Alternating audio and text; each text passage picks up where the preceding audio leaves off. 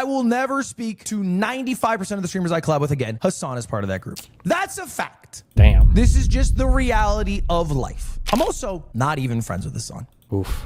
Legitimately, I'm not. I'm never going to upload a video again.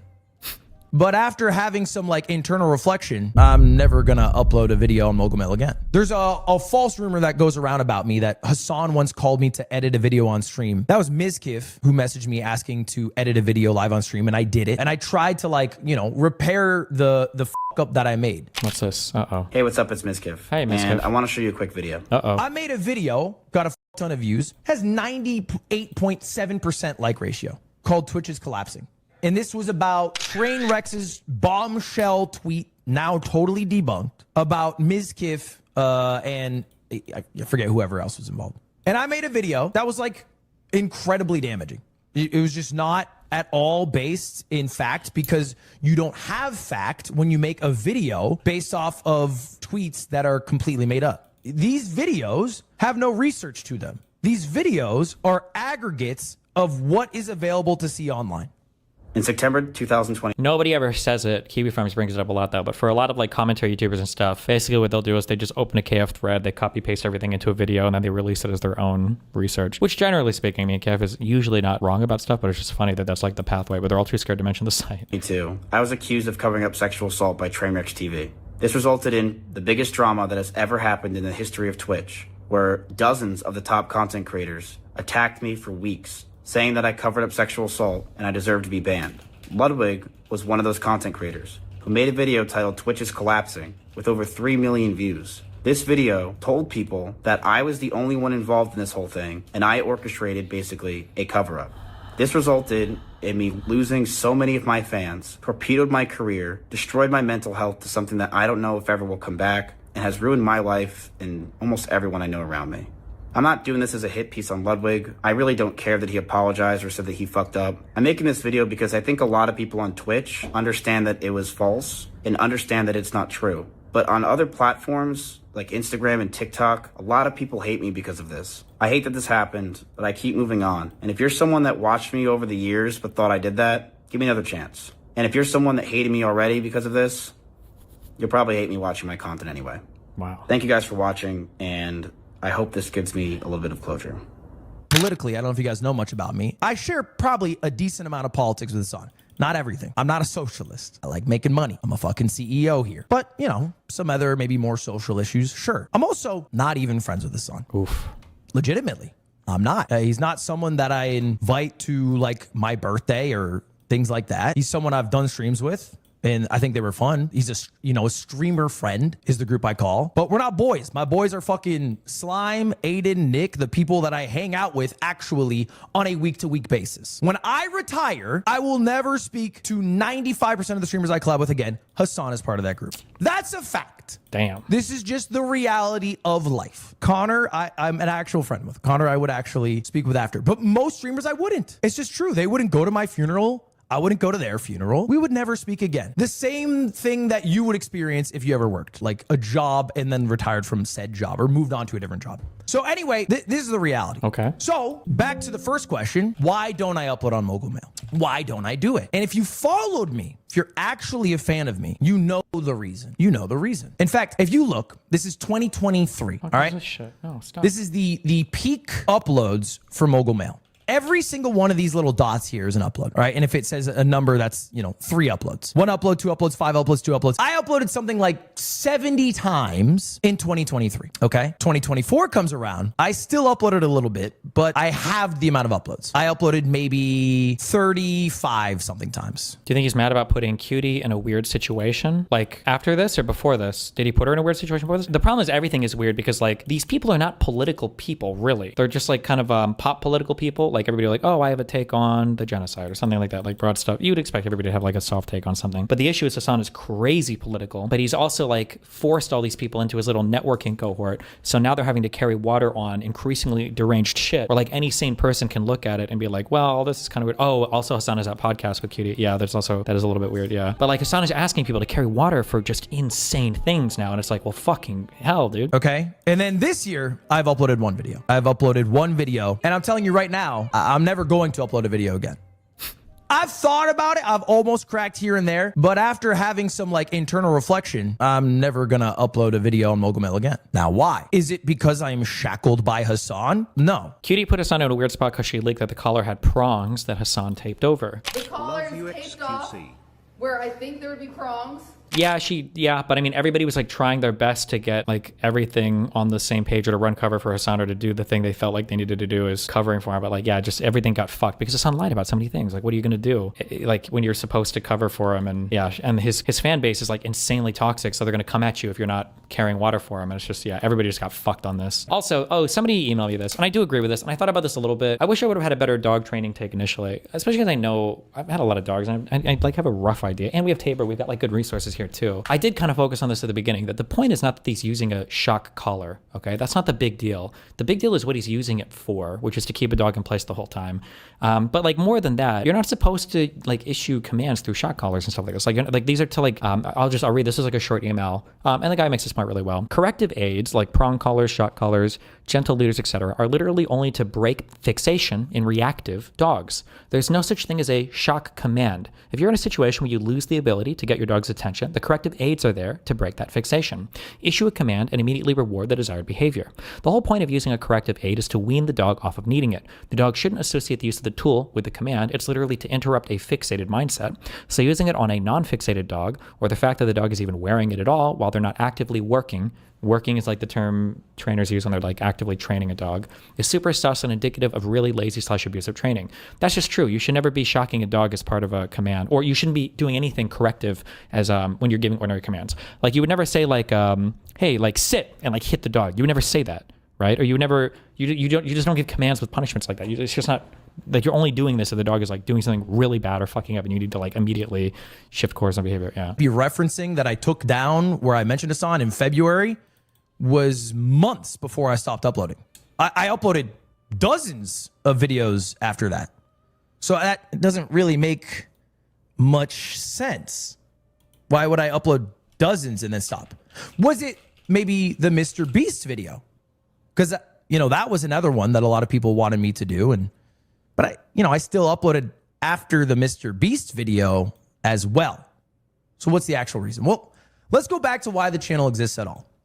All right. I made this channel initially for one reason only. I made it because I wanted a second channel to stream on or maybe upload my videos to. This is when I first signed to YouTube. I made this channel because I wasn't sure if I wanted to stream on the same channel that I uploaded videos on. And I thought that maybe one day I would eventually like upload my main channel videos or maybe stream on like Mogul Mail and then upload my videos on my main channel. I didn't know, because this is before you could split the live stream tab and the video tab. I didn't know if it would work. That's why I initially made it. So I knew, all right, these first 3 videos, I knew I was signing a deal with YouTube. The videos were kind of like Mail Monday, Woody's Gamers Tags, Mail Monday. It was like viewer questions and my advice. And then I made my video about why I left Twitch. And then I did a couple more like viewers advice. I made a video about how I got banned. I made some videos about, how YouTube works or maybe, Twitch works or whatever. And only when there started to have some like drama appear that I covered sarcastically at the time. Pokey leaks Ninja's message, Gideon apologizes, drama alert. I did this ironically. I made a drama video ironically, thinking I would talk about some situation, but I wouldn't actually be a drama channel. I'm making fun of Keemstar here. I'm not actually a drama channel. All right. And then I go back to, talking about events I'm going to do, talking about the inner workings of YouTube and Twitch, which I think I have insight on that I think is interesting. How much money do you make for 10 million views? Talking about the Smash event, whatever it is. But you guys might notice I do another drama thing.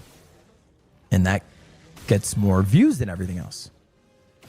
And bit by bit, the channel goes from maybe giving my personal insight about how I feel about something like switching over to YouTube, or my insight that I have as a streamer or YouTuber, to let's talk about whatever the drama du jour is.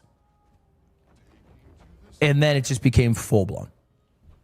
And I caught myself getting lost in the sauce. Making videos for the sake of making videos that get views. That's what it was.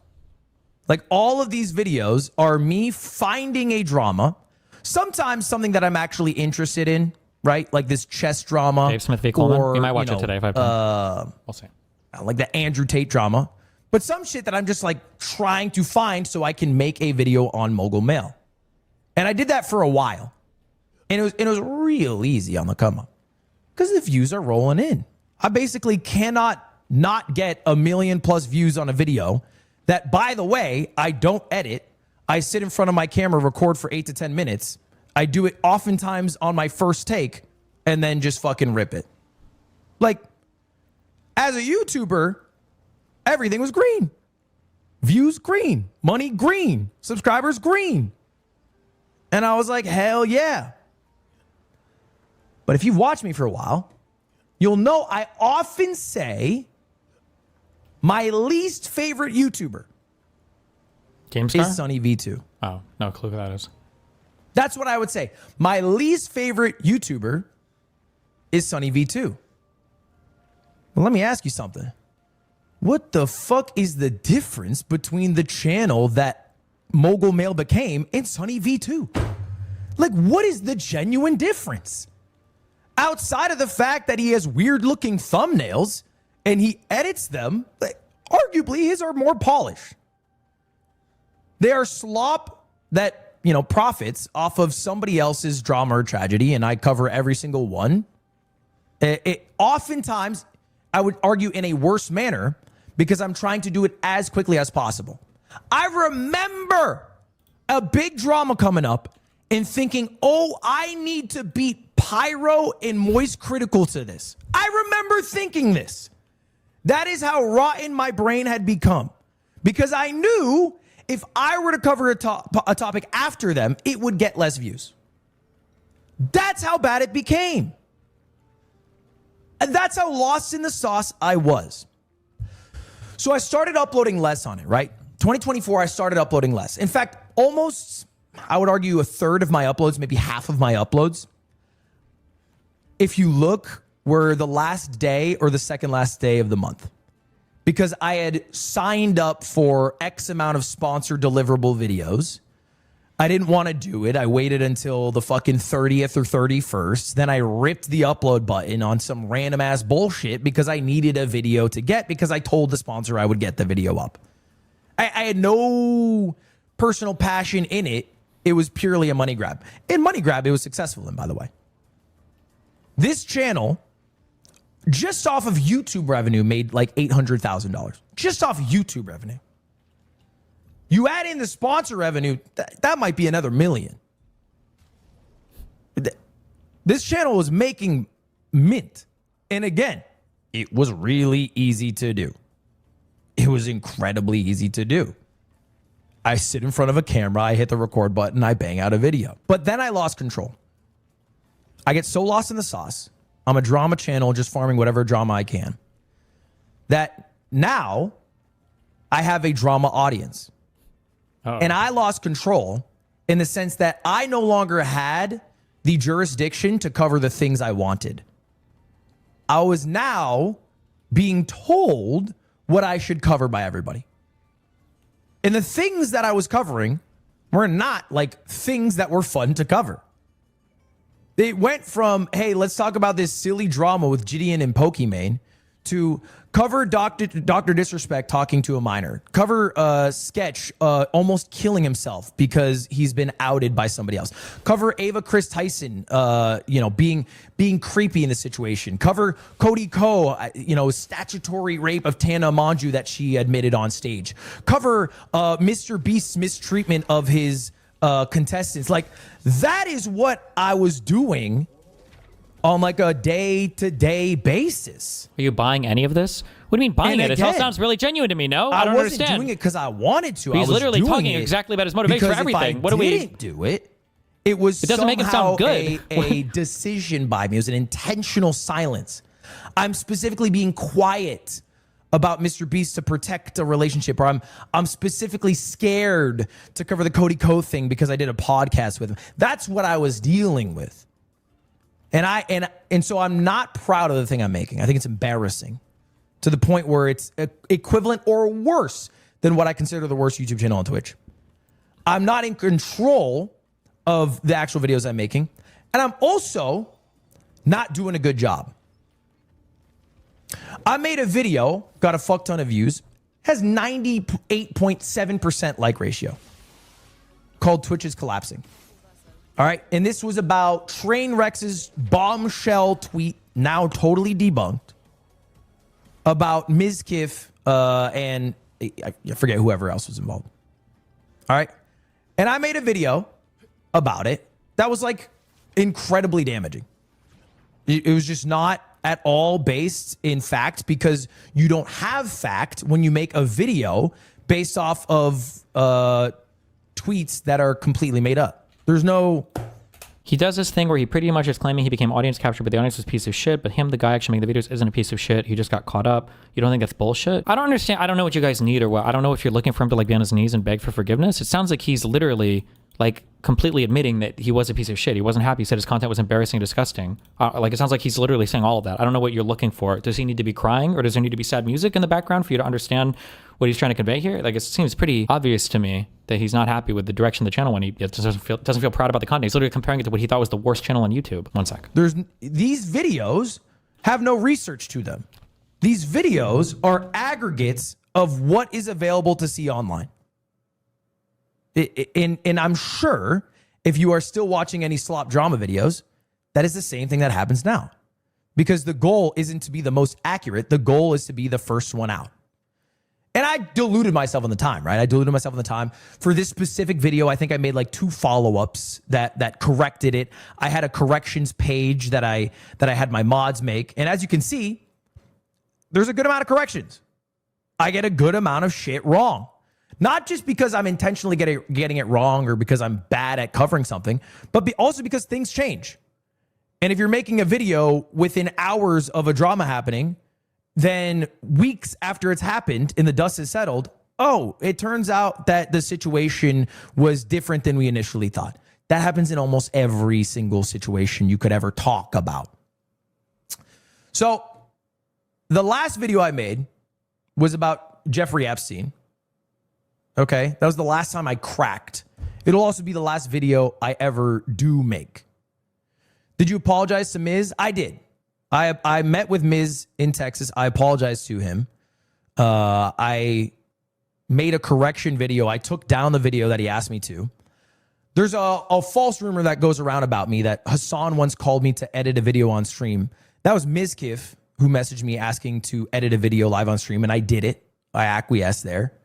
And I tried to repair the fuck up that I made. But the reality is it's Pandora's box to an extent.